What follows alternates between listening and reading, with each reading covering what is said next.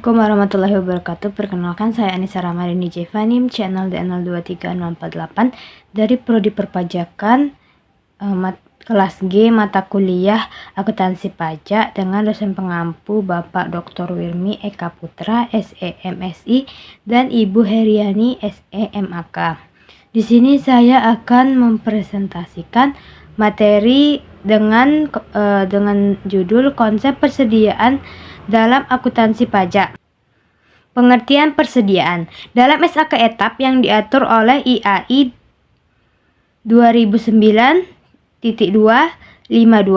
persediaan adalah aset yang dijual dalam kegiatan usaha normal dalam proses produksi untuk kemudian dijual atau dalam bentuk bahan atau perlengkapan digunakan dalam proses produksi atau pembelian kerja. Dari pengertian di atas dapat dikatakan bahwa persediaan merupakan aset yang dimiliki untuk dijual dalam kegiatan usaha normal dalam perusahaan dagang maupun dalam perusahaan manufaktur yang membutuhkan proses produksi. 2. Ada jenis persediaan. Usaha manufaktur biasanya mempunyai 5 jenis persediaan, yaitu sebagai berikut. Yang pertama ada bahan baku dan bahan pelengkap. Biaya perolehan bahan baku atau raw material terdiri atas harga pembelian, ongkos angkut, biaya gudang, dan biaya lain-lain yang berhubungan dengan penyimpanan sampai bahan tersebut dipakai dalam produksi. Yang kedua, barang dalam pengolahan. Barang dalam pengolahan atau work in process adalah barang yang masih dalam tahap penyelesaian. Yang ketiga ada barang jadi. Barang jadi atau finished goods adalah produk yang telah selesai diolah dan siap untuk dijual. Yang keempat ada barang dalam perjalanan. Barang dalam perjalanan atau goods in transit adalah barang yang dikirimkan atas dasar FOB shipping pain yang masih berada dalam perjalanan.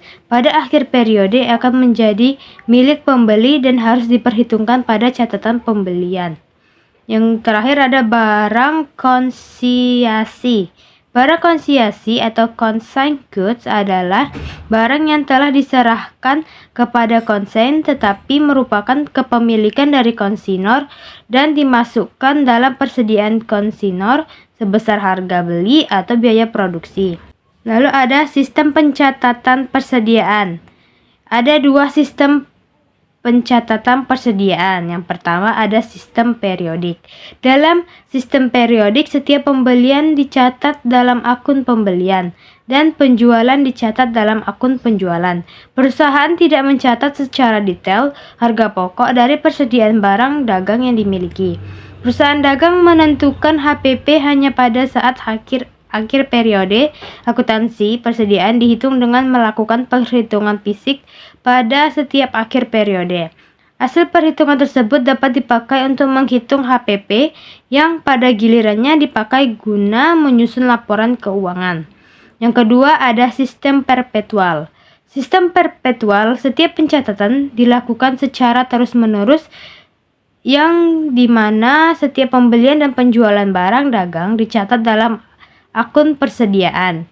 Perusahaan mencatat secara detail harga pokok dari setiap persediaan barang dagang yang dijual dan dibeli. Perusahaan menentukan HPP setiap kali transaksi penjualan terjadi. Sistem ini dapat menyajikan keterangan mengenai persediaan dan HPP secara terus-menerus tanpa perhitungan fisik.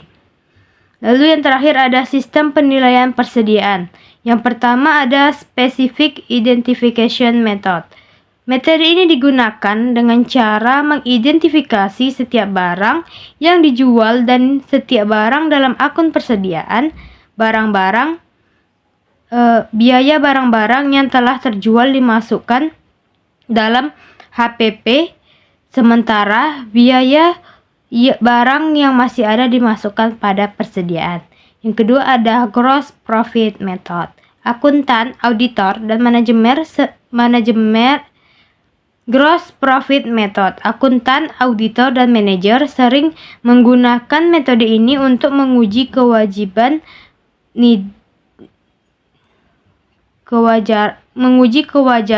persediaan menguji kewajaran persediaan akhir.